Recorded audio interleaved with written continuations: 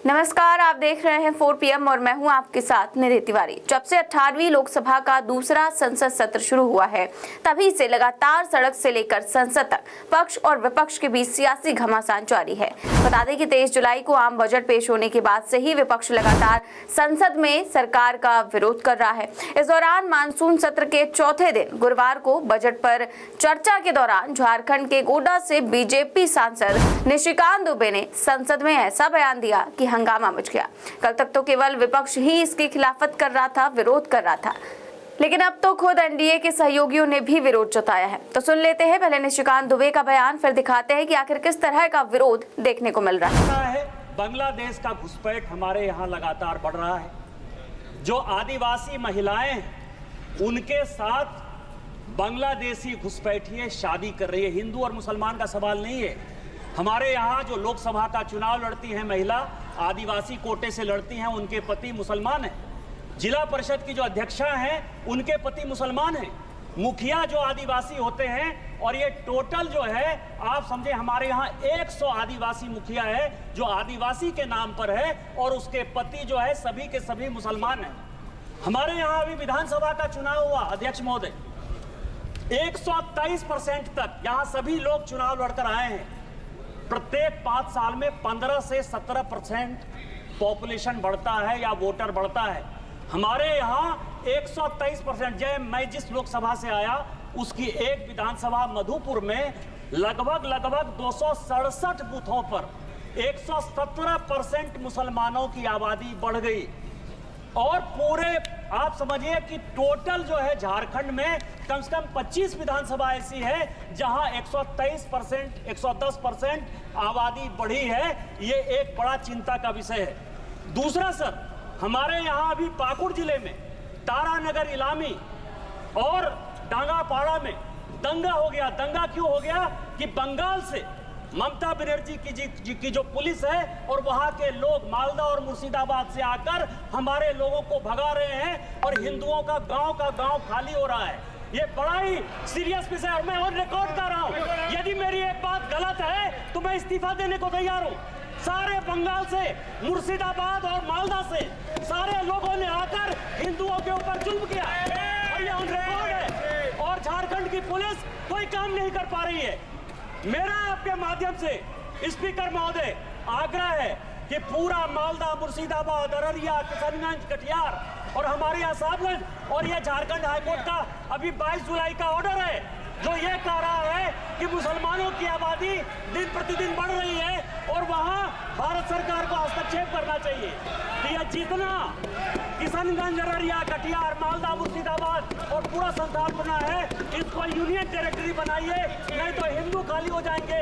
NRC लागू करिए और इसके पहले यदि कुछ नहीं होता है तो सबसे पहले हाउस की एक कमेटी भेजिए और पूरे सभी उसमें तृणमूल कांग्रेस के मैक्सिमम पर रखिए कि वो कमेटी जाए। और दूसरा जो ये लॉ कमीशन की रिपोर्ट है 235वीं 2010 की, उसको लागू करिए कि धर्मांतरण और शादी के लिए परमिशन जरूरी है। आपने मुझे मौका दिया। इन्हीं शब्दों तो निशिकांत दुबे ने अपने संबोधन में झारखंड में लगातार कम हो रहे आदिवासियों की जनसंख्या और संथाल परगना में बढ़ती मुस्लिम आबादी का मुद्दा उठाया।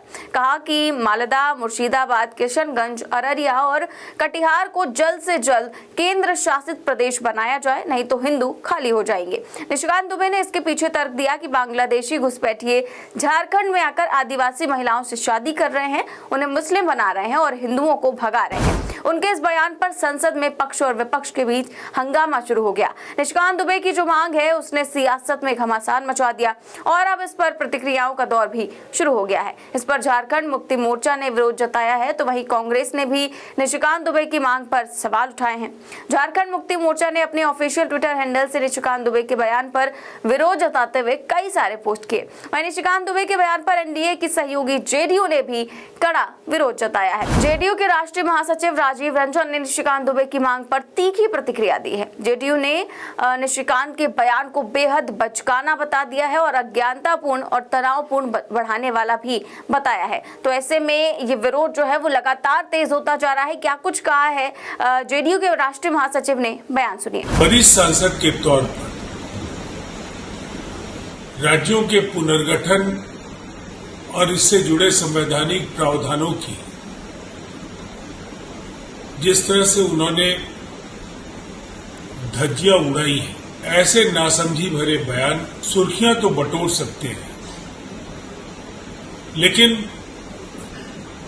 इन बयानों को कोई गंभीरता से नहीं लेता। इसीलिए ऐसे बयान खारिज किए जाए, इसके सिवाय कोई विकल्प नहीं बचता। ऐसे बयानों पर तो चर्चा का कोई औचित्य नहीं। तो निशिकांत दुबे के बयान पर विपक्ष तो विरोध कर ही रहा है, सरकार में जो सहयोगी हैं वो भी विरोध में आ गए हैं। ऐसे में इस मुद्दे पर सरकार कैसे आगे बढ़ेगी, ये बड़ा सवाल है, क्योंकि निशिकांत दुबे ने जो मुद्दा उठाया है उसको लेकर ममता बनर्जी और जो झारखंड मुक्ति मोर्चा है वो लगातार मोर्चा खोले हुए है, क्योंकि यहाँ पर दोनों ही राज्यों के विभाजन की बात हो रही है। ऐसे में इसका जो कड़ा विरोध है वो देखने को मिल रहा है। एपी के माननीय सांसद श्री निशिकांत दुबे जी तो पढ़े लिखे हैं, उनको ये जानकारी होना चाहिए कि ये इस तरह से देश नहीं चल सकता है। हिंदू मुस्लिम करने से, नफरत फैलाने से आखिर क्या चाहते हैं? देश को बांटना चाहते हैं, समाज को तोड़ना चाहते हैं, आपसी भाईचारा प्रेम मिल्लत खत्म करना चाहते हैं? ऐसे नहीं चल सकता है। अंतर्राष्ट्रीय सीमा की निगरानी पूरी तरह से केंद्र का विषय, यानी केंद्र असफल रहा है बांग्लादेश की घुसपैठ को रोकने के लिए। दूसरा, ये दिखाता है संभावित हार से घबराकर वो ऐसा कर रहे हैं झारखंड। तो मैं सिर्फ ये कहना चाहता हूं कि उन्होंने एक तरह से अपनी सरकार की अक्षमता की आलोचना की। निशिकांत पार्लियामेंट में शोर मचाना शुरू कर दिया। 2026 में विधानसभा है, होशियारी से बात करो, नहीं तो तुम्हारा भविष्य भी सीपीएम का तरह हो जाएगा। जो लीडर सीपीएम को जीरो बना सकता है वो लीडर बीजेपी को भी जीरो बना सकता है पश्चिम बंगाल में। अब ये बीजेपी इससे कैसे निपटेगी, ये बड़ा सवाल है। तो देखते रहिए 4 PM न्यूज नेटवर्क। फिलहाल के लिए नमस्कार।